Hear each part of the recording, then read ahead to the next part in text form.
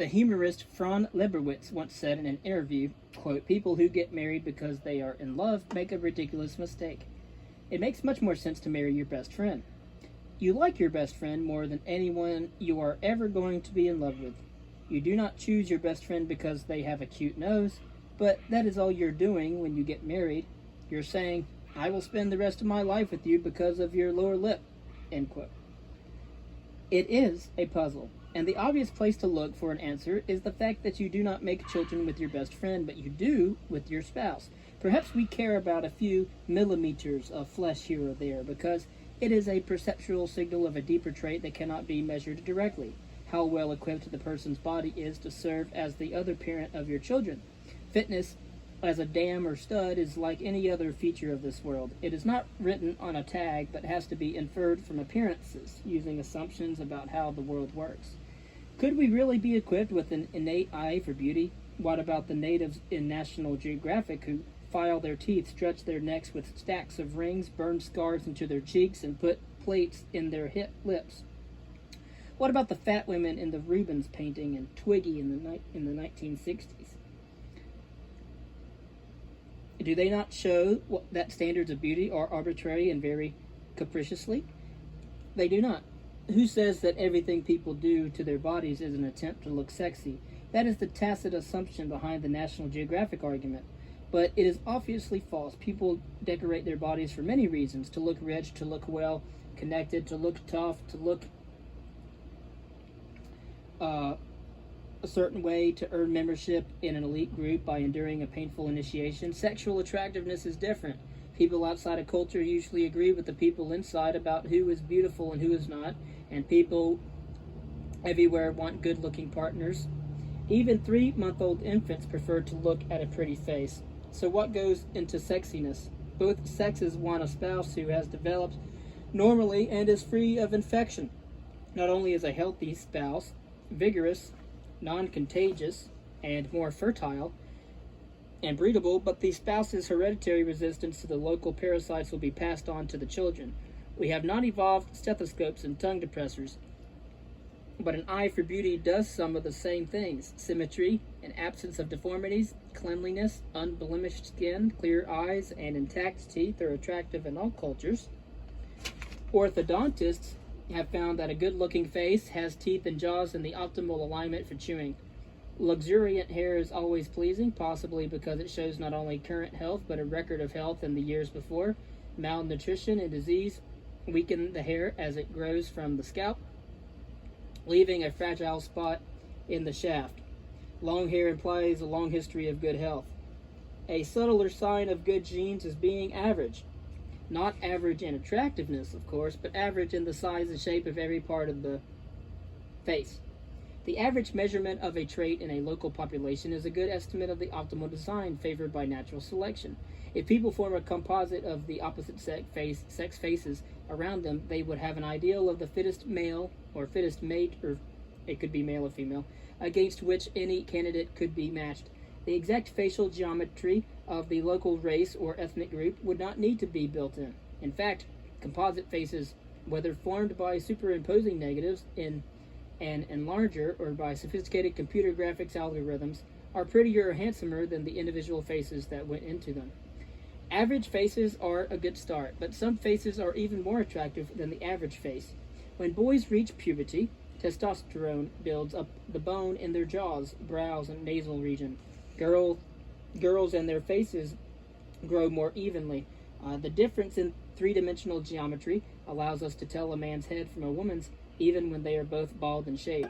If the geometry of a woman's face is similar to that of a man's, she is homelier. If it is less similar, she is prettier. Beauty in a woman comes from a short, delicate, smoothly curved jawbone, a small chin, a small nose and upper jaw, and a smooth forehead without brow ridges. The high cheekbones of a beautiful woman are not bones at all, but soft tissue, and contribute to beauty because the other parts of a beautiful face, such as the jaws, the forehead, and the nose, are small by comparison. But why are masculine-looking women less attractive? If a woman's face is masculinized, she probably has too much testosterone in her blood, a symptom of many diseases. If she has too much testosterone, she is likely to be infertile. Another explanation is that prettiness detectors are really female face detectors designed to pick them out from every other object in the world and tuned to minimize the risk of a false alarm to a male face, which is the object most similar to a female face.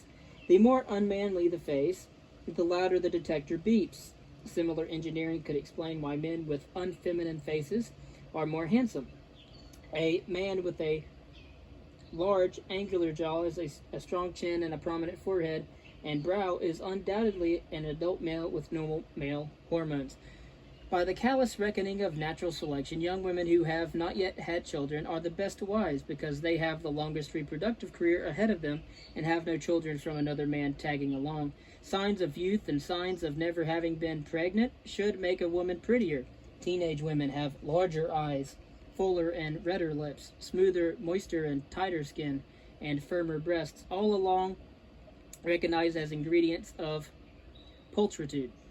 Aging lengthens and coarsens a woman's facial bones, and so do pregnancies. Therefore, a small-jawed, light-boned face is a clue to four reproductive virtues: being female, having the right hormones, being young, and not having been pregnant. The equation of youth and beauty is often blamed on America's being obsessed with youth, but by that reasoning, every culture is obsessed with youth. If anything, contemporary America is less youth-oriented. The age of Playboy models has increased over the decades, and in most times and places, women in their 20s have been considered over the hill.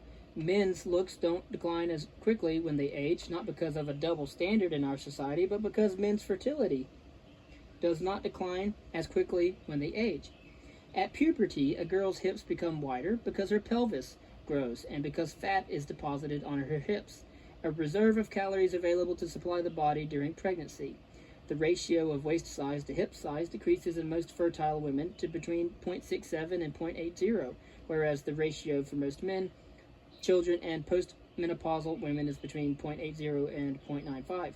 Almost among women, a low waist to hip ratio has been found to correlate with youth, health, fertility, not being pregnant, and never having been pregnant.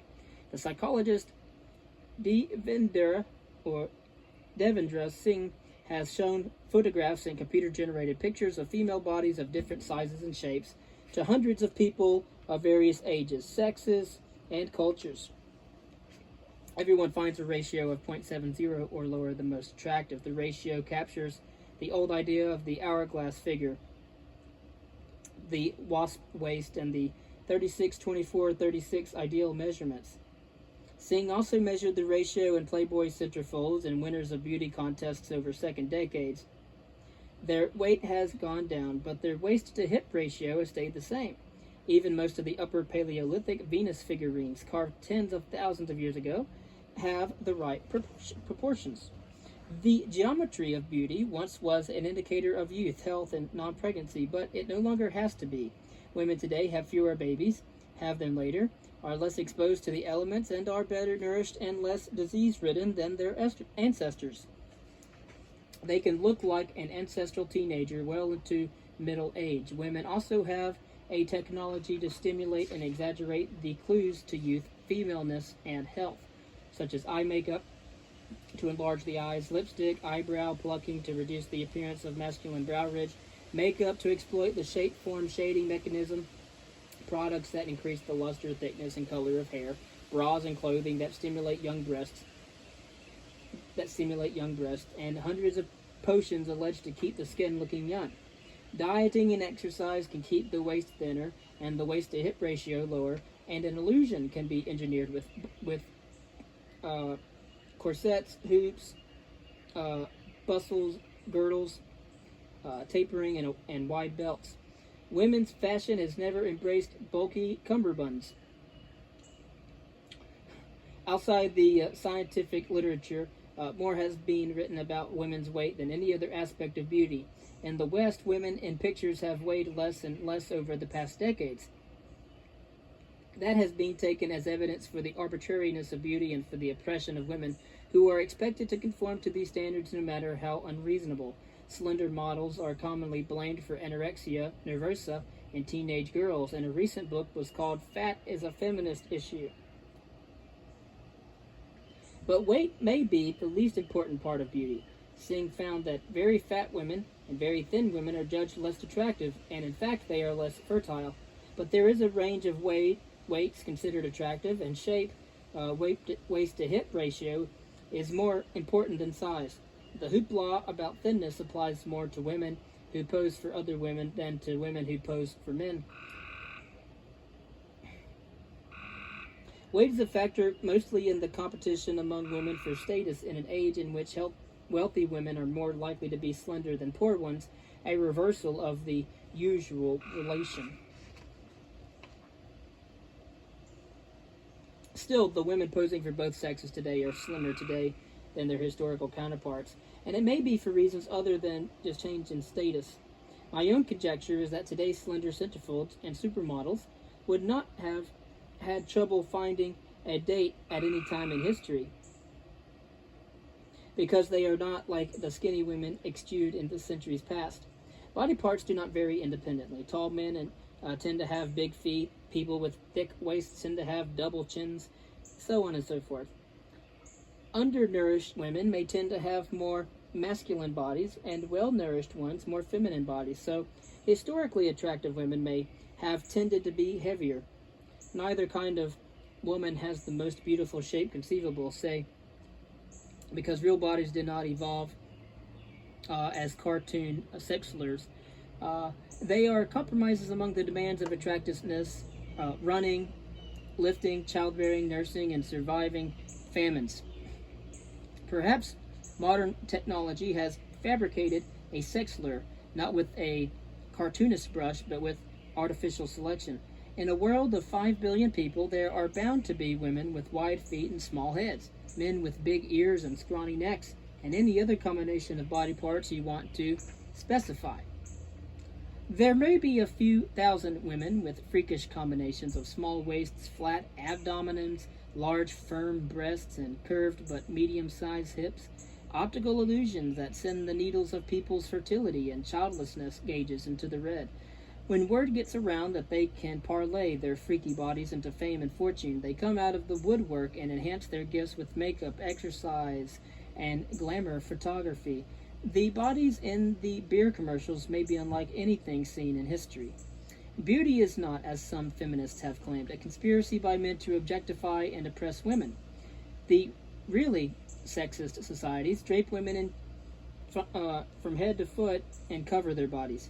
Throughout history, the critics of beauty have been powerful men, religious leaders, sometimes older women, and doctors who can always be counted on to say that the latest beauty craze is hazardous to women's health.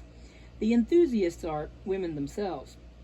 The explanation is simple: economics and politics, though not the orthodox feminist analysis, quite insulting to women, incidentally, in which women are dupes who have been brainwashed into striving for something that they do not want. Women in open societies want to look good because it gives them an edge in competing for husbands, status, and the attention of powerful people. Men in closed societies hate beauty because it makes their wives and daughters indiscriminately attractive to other men, giving the women a measure of control over the profits from their own sexuality and taking it away from the men, and in the case of daughters, away from their mothers. Similar economics make men want to look good as well. But the market forces are weaker or different because men's looks matter less to women than women's looks matter to men. Though the beauty industry is not a conspiracy against women, it is not innocuous either. We calibrate our eye for beauty against the people we see, including our illusory neighbors in the mass media. A daily diet of freakishly beautiful virtual people may recalibrate the scales and make the real ones, including ourselves, look ugly.